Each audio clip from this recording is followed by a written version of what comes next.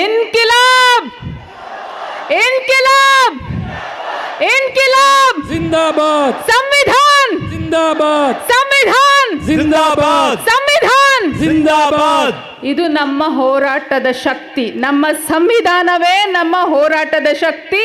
ಇದು ಅಲ್ಲಿ ಡೆಲ್ಲಿವರೆಗೂ ತಲುಪಬೇಕಾಗಿದೆ. ನೀವು ಯೋಚನೆ ಮಾಡ್ತಾ ಇರ್ಬೋದು, ಇದು ಬರೀ ಒಂದು ಉಡುಪಿನಲ್ಲಿ ನಡೀತಾ ಇರುವಂಥ ಕಾರ್ಯಕ್ರಮ ಅಲ್ಲ.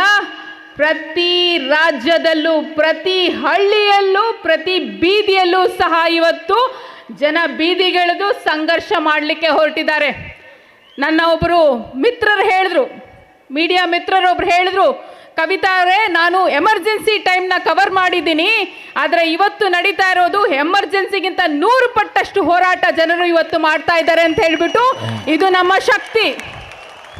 ಯಾಕೆ ನಾನು ಇದನ್ನ ಶಕ್ತಿ ಅಂತ ಹೇಳ್ತೀನಿ ಅಂದರೆ, 1942ರಲ್ಲಿ ನಮ್ಮ ದೇಶದ ಜನ ಬ್ರಿಟಿಷರನ್ನು ಭಾರತ್ ಚೋಡೋ ಆಂದೋಲನ ಮಾಡಿದ್ರು. ಇವತ್ತು ಬಿಜೆಪಿಯವರ ವಿರುದ್ಧ ನಾವು ಭಾರತ್ ಜೋಡೋ ಆಂದೋಲನ ಮಾಡ್ತಾ ಇದ್ದೀವಿ. ಇದು ನಮ್ಮ ಶಕ್ತಿ. ಈ ಒಂದು ಶಕ್ತಿಯಲ್ಲಿ ಹಿಂದೂಗಳು, ಮುಸಲ್ಮಾನರು, ಕ್ರಿಶ್ಚಿಯನ್ನರು, ಪಾರ್ಸಿಗಳು, ಜೈನರು, ಬುದ್ಧರು ಎಲ್ಲ ಸರಿಸಮನಾಗಿ ಹೋರಾಟ ಮಾಡ್ತಿದ್ದಾರೆ. ಬಿಜೆಪಿಯ ನಾಯಕರು ಇದಕ್ಕೆ ಮುಸ್ಲಿಮರ ಬಣ್ಣ ಹಚ್ಚಲು ಹೊರಟಿದ್ದಾರೆ. ಇಲ್ಲಿನ ನಿಮ್ಮ ಶೋಭಕ್ಕ ಅವ್ರು ಹೇಳ್ತಾರೆ, ಮಂಗಳೂರಿನಲ್ಲಿರುವಂಥ ಮುಸಲ್ಮಾನರಿಗೂ CAAಗೂ ಏನ್ರಿ ಸಂಬಂಧ ಅಂತ.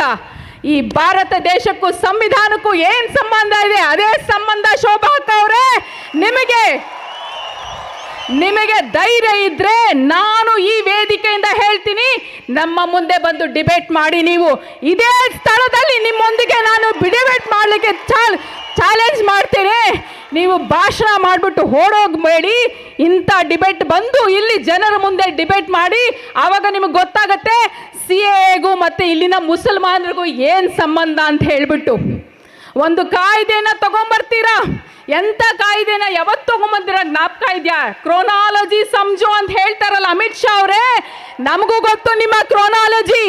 ನಾನು ಹೇಳ್ತೀನಿ ನಿಮ್ಮ ಕ್ರೋನಾಲಜಿ. ನೀವು ಸಿಟಿಸನ್ಶಿಪ್ ಅಮೆಂಡ್ಮೆಂಟ್ ಬಿಲ್ನ ಯಾವತ್ತು ಪಾರ್ಲಿಮೆಂಟಿಗೆ ತಂದಿದ್ದಾರ ಜ್ಞಾಪಕ ಇದೆಯಾ? ಅದೇ ದಿನಾನೇ ನಮ್ಮ ಸಂವಿಧಾನದ ಮೊದಲನೇ ಮೀಟಿಂಗ್ ನಡೆದಂಥ ದಿನ. ಅದು 1946ನೇ 9ನೇ ಡಿಸೆಂಬರು ನೀವು CBAB ಬಿಲ್ನ 9ನೇ ತಾರೀಕು ತಂದ್ರಿ. ಅವತ್ತು ನಮ್ಮ ಸಂವಿಧಾನದ ಮೀಟಿಂಗು ಸಹ ನಡೆದಿತ್ತು.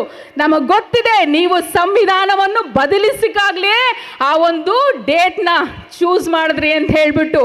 ನಿಮ್ಮ ಕ್ರೊನಾಲಜಿ ನಮಗೆ ಚೆನ್ನಾಗಿ ಗೊತ್ತಿದೆ. ಒಂದು ಕಡೆ ಹೇಳಿದ್ರಿ 15 ಲಕ್ಷ ಕೊಡ್ತೀವಿ ಅಂತ, 2 ಕೋಟಿ ಜಾಬ್ಸ್ ಕೊಡ್ತೀವಿ ಅಂತ ಹೇಳಿದ್ರು, ಹೆಣ್ಣು ಮಕ್ಕಳಿಗೆ ಸುರಕ್ಷತೆ ಕೊಡ್ತೀವಿ ಅಂತ ಹೇಳಿದ್ರು, ಈ ದೇಶವನ್ನು ಬಂಗಾರ ಮಾಡ್ತೀವಿ ಅಂತ ಹೇಳಿದ್ರು. ಏನಾದರೂ ಮಾಡಿದಾರೇನು? ಮಾಡಿದಾರಾ? ಖಂಡಿತ ಇಲ್ಲ. ಒಂದು ಕಡೆ ಹೇಳ್ತಾರೆ CAಯಿಂದ ಯಾರಿಗೂ ತೊಂದರೆ ಆಗೋದಿಲ್ಲ ಅಂತ. ಒಪ್ತೀರೇನದು ನೀವು? ನಮಗೆ ತೊಂದರೆ ಆಗ್ತಾ ಇಲ್ಲ, ನಮ್ಮ ಸಂವಿಧಾನಕ್ಕೆ ತೊಂದರೆ ಆಗ್ತಾ ಇದೆ. ನಮ್ಮ ಬಾಬಾ ಸಾಹೇಬ್ ಅಂಬೇಡ್ಕರ್ ಅವರು ಬರೆದುಕೊಂಡಂತ ಸಂವಿಧಾನವನ್ನು ನೀವು ಮುಗಿಸ್ಲಿಕ್ಕೆ ಹೊರಟಿದ್ದೀರಾ. ಇದು ನಿಮ್ಮ ಮನುವಾದಿಗಳ ಮನಸ್ಥಿತಿ. ನಾವು ಆ ಮನಸ್ಥಿತಿಯನ್ನು ಉಳಿಸ್ಲಿಕ್ಕೆ ಬಿಡೋದಿಲ್ಲ. ಇದು ನಮ್ಮ ನಿರ್ಧಾರ. ಇದನ್ನು ತುಂಬ ನಿಮ್ಮ ಮನಸ್ಸಿನಲ್ಲಿ ಇಟ್ಕೊಂಬಿಡಿ. ನೀವು ಈ ಒಂದು ಹೋರಾಟ ಇವತ್ತಿಗೆ ನಿಲ್ಲೋದಿಲ್ಲ, ಈ ಒಂದು ಪ್ರೊಟೆಸ್ಟ್ ಇವತ್ತಿಗೆ ನಿಲ್ಲೋದಿಲ್ಲ. ಇದು ತುಂಬ ದಿನಗಳು ನಡಿಬೇಕಾಗತ್ತೆ, ತುಂಬ ತಿಂಗಳಿಗೆ ನಡಿಬೇಕಾಗತ್ತೆ. ಯಾಕಂದರೆ ಇವರು BJPಯವರು ಕಟುಕ ಸರ್ಕಾರ ನಡೆಸ್ತಾ ಇದ್ದಾರೆ. ಕಟುಕ ಸರ್ಕಾರವನ್ನು ಇವರು ದೆಹಲಿಯಲ್ಲಿ ಕೂತ್ಕೊಂಡು ನಡೆಸ್ತಾ ಇದ್ದಾರೆ. ಒಂದು ಕಡೆ ಹೇಳ್ತಾರೆ ಶಾಹೀನ್ ಬಾಗ್ ಹೆಣ್ಮಕ್ಳು ರೇಪಿಸ್ಟ್ಗಳು ಅಂತ. ಇದು ಅಮಿತ್ ಶಾ ಮತ್ತು ಅವರ ಒಂದು ಟೀಮ್ ಇದೆಯಲ್ಲ, ತಂಡ, ಅವರು ಹೇಳುವಂಥ ಮಾತುಗಳು.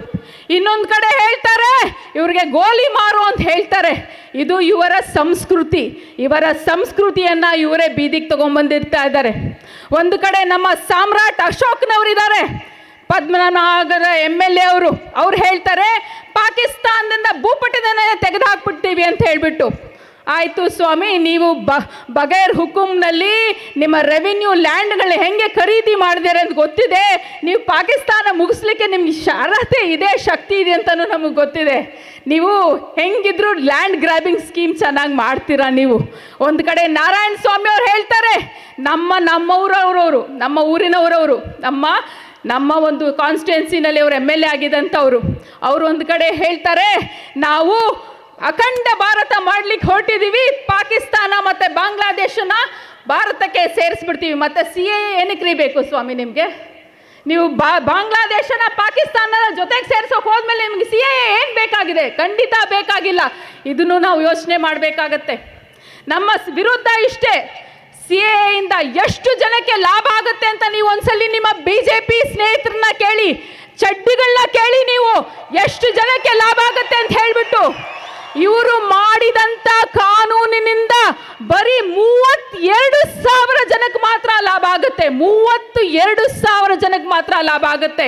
ಆ 32,000 ಜನಕ್ಕೋಸ್ಕರ ಇವರು 130 ಕೋಟಿ ಜನನ ಬೀದಿಗೆ ಎಳೆಯುವಂತ ಪ್ರಯತ್ನ ಮಾಡ್ತಿದ್ದಾರೆ. ನೀವು ನೋಡ್ಕೊಂಡೇ ಬಂದಿದ್ದೀರಾ ಡಿಮೊನಾಟೈಸೇಷನ್, ನೋಟ್ ಬಂದಿ ನೋಡಿದ್ದೀರಲ್ಲ. ನೋಟ್ ಬಂದಿ ಸಮಯದಲ್ಲಿ ಬೀದಿಲಿ ನಿಂತ್ಕೊಂಡವ್ರು ಯಾರು? ಬಡವರು ತಾನೆ? ಸಾವುಕಾರ ಯಾರಾದರೂ ನಿಂತಿದ್ರೇನು?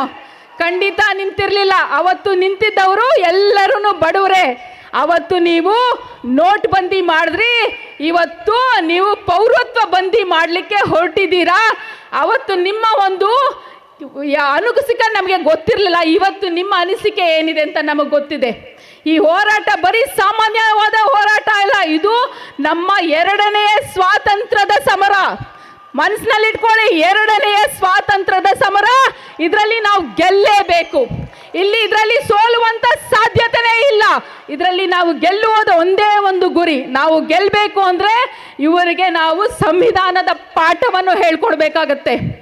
ಇವತ್ತು 3 ಒಳ್ಳೆ ಕೆಲಸ ಮಾಡಿದ್ದಾರೆ ಮೋದಿ ಅವರು.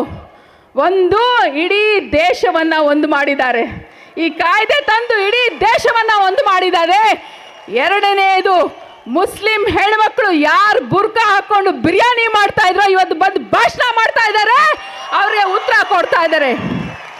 3ನೇದು, ಇವತ್ತು ಸಂವಿಧಾನದ ಜೊತೆಗೆ ತಿರಂಗನ ಇಟ್ಕೊಂಡು ಬೀದಿಲಿ ನಿಂತ್ಕೊಂಡು ನೋಡಿದ್ರು, ಎಲ್ಲಿ ನೋಡಿದ್ರು ತಿರಂಗ ಕಾಣುತ್ತೆ, ಎಲ್ಲಿ ನೋಡಿದ್ರು ಸಂವಿಧಾನ ಕಾಣುತ್ತೆ, ಸಂವಿಧಾನದ ಪೀಠಿಕೆ ಕಾಣುತ್ತೆ. ಇದು ನಮ್ಮ ಭಾರತ ದೇಶದ ಜನತೆಯ ಶಕ್ತಿ. ನೀವು ಕೇಳ್ತೀರಾ, ನಿಮ್ಗೇನ್ರಿ ಕಷ್ಟ?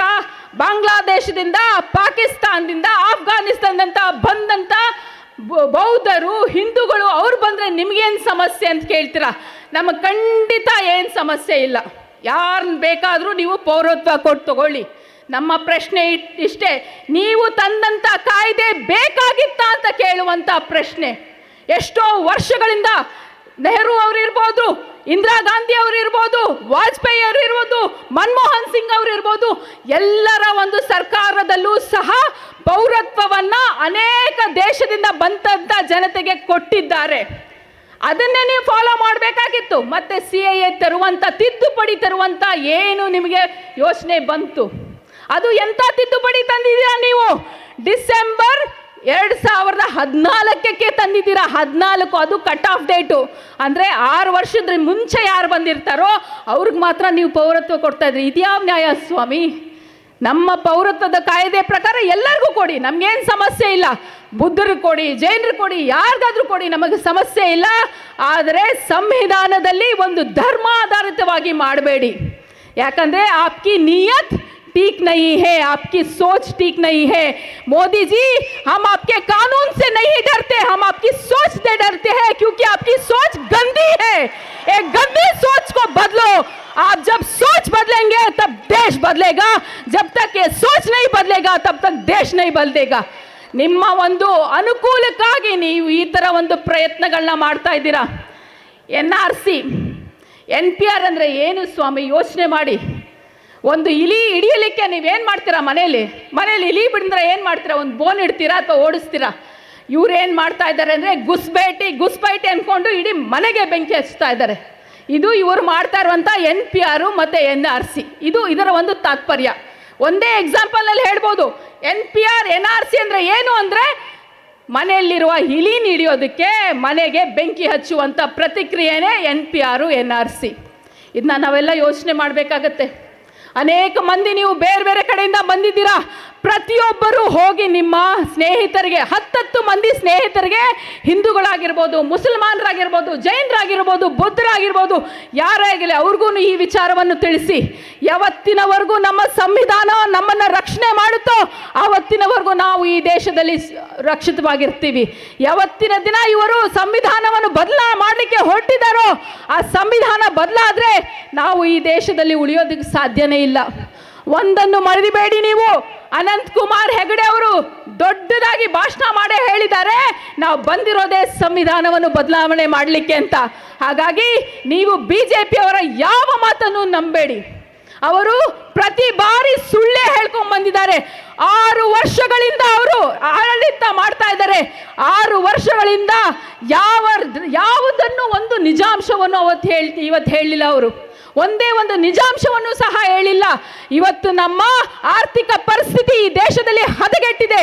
ದಿನ ಪಾಕಿಸ್ತಾನ್ ಅಂತ ಬಡ್ಕೊಳ್ಳುವಂತ ಪ್ರಧಾನಮಂತ್ರಿಗಳಿಗೆ ನಾನು ಹೇಳಿಕೆ ಬಯಸ್ತೇನೆ, ಪಾಕಿಸ್ತಾನ್ GDP ಮತ್ತೆ ಬಾಂಗ್ಲಾದೇಶ್ GDP ನಮ್ಮ GDPಗಿಂತ ಚೆನ್ನಾಗಿದೆ. ಯೋಚನೆ ಮಾಡಿ ಮೋದಿ ಅವರೇ, ನಿಮ್ಮ ಒಂದು ದುಷ್ಟತನ, ನಿಮ್ಮ ಒಂದು ಈ ದೇಶವನ್ನು ಒಡೆಯುವಂತ ಸಾವರ್ಕರ್ ವಾದ ಏನಿದೆಯೋ ಅದನ್ನ ಇವತ್ತಿಗೆ ನಿಲ್ಲಿಸಿ. ಯಾಕಂದ್ರೆ ಈ ದೇಶ ಗಾಂಧಿಯವರ ದೇಶ, ಗೋಡ್ಸೆ ಅವರ ದೇಶ ಅಲ್ಲ. ನಾವು ಗೋಡ್ಸೆ ಆ ದೇಶ ಮಾರ್ಪಡ್ಲಿಕ್ಕೆ ನಾವು ಬಿಡೋದಿಲ್ಲ. ಈ ಒಂದು ತತ್ವವನ್ನು ನೀವು ಇಟ್ಕೊಂಡು ಪ್ರತಿಯೊಬ್ಬರು ಇವತ್ತು ಈ ಒಂದು ಭಾಗದಲ್ಲಿ ಬಂದಿರುವಂಥವ್ರು ಪ್ರತಿಯೊಬ್ಬರು ಸಹ ಯೋಚನೆ ಮಾಡಬೇಕಾಗತ್ತೆ. ಯಾಕೆ ನಾವು ವಿರೋಧ ಮಾಡಬೇಕು, ಯಾಕೆ ನಾವು ರಕ್ಷಣೆ ಮಾಡಬೇಕು ಅಂತ ಹೇಳಿಬಿಟ್ಟು. ಖಂಡಿತ ಇದು ಹಿಂದೂ ಮುಸ್ಲಿಂ ವಾದ ಅಲ್ಲ, ಇದು ನಮ್ಮ ದೇಶದ ವಾದ. ಇದು ನಮ್ಮ ಸಂವಿಧಾನವನ್ನು ರಕ್ಷಣೆ ಮಾಡುವಂಥದಕ್ಕೆ ಹೋರಾಟ ಮಾಡ್ತಾ ಇರುವಂಥದ್ದು. ಹಾಗಾಗಿ ದಯವಿಟ್ಟು ಎಲ್ಲರೂ ಸಹ ಒಂದೇ ಒಂದು ನಿಟ್ಟಿನಲ್ಲಿ ಜೊತೆಗೂಡಿ ನಾವೆಲ್ಲರೂ ಶ್ರಮಿಸಬೇಕು. ಮತ್ತು ಈ ಹೋರಾಟವನ್ನು ಇಲ್ಲಿಗೆ ನಿಲ್ಲಿಸಬಾರ್ದು, ಒಂದು ಕಾರ್ಯಕ್ರಮಕ್ಕೆ ನಿಲ್ಲಿಸಬಾರ್ದು. ಪ್ರತಿಯೊಂದು ಮನೆ ತಲುಪಬೇಕು. ಈ ಒಂದು ಅಂಧ ಕಾನೂನು ವಿರುದ್ಧ ನಾವೆಲ್ಲರೂ ಹೋರಾಡಬೇಕು ಅಂತ ಹೇಳ್ತಾ, ನನಗೆ ಮಾತಾಡಲಿಕ್ಕೆ ಅವಕಾಶ ಮಾಡಿಕೊಟ್ಟಂತ ಎಲ್ಲರಿಗೂ ಧನ್ಯವಾದಗಳು ಹೇಳ್ತಾ, ಜೈ ಹಿಂದ್, ಜೈ ಭೀಮ್. ಮಾಧ್ಯಮ ಮಿತ್ರರಿಗೆ ಒಂದು ಮಾಹಿತಿ ಕೊಡಬೇಕು. ದಯವಿಟ್ಟು ನಿಮ್ಮ ಮುಖಾಂತರ ನಾನು ಇದನ್ನ ಶೋಭಾ ಅಕ್ಕನವರಿಗೆ ಕಳಿಸ್ಕೊಡ್ತಾ ಇದ್ದೀನಿ.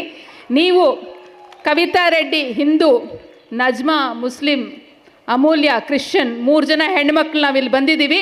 ನೀವು ಯಾರನ್ನಾದರೂ ಚೂಸ್ ಮಾಡಿ ಇದೇ ವೇದಿಕೆಯಲ್ಲಿ ನಿಮ್ಮೊಂದಿಗೆ ನಾವು CAA ಬಗ್ಗೆ, NPR ಬಗ್ಗೆ, NRC ಬಗ್ಗೆ ಚರ್ಚೆ ಮಾಡಲಿಕ್ಕೆ ತಯಾರಿದ್ದೀವಿ.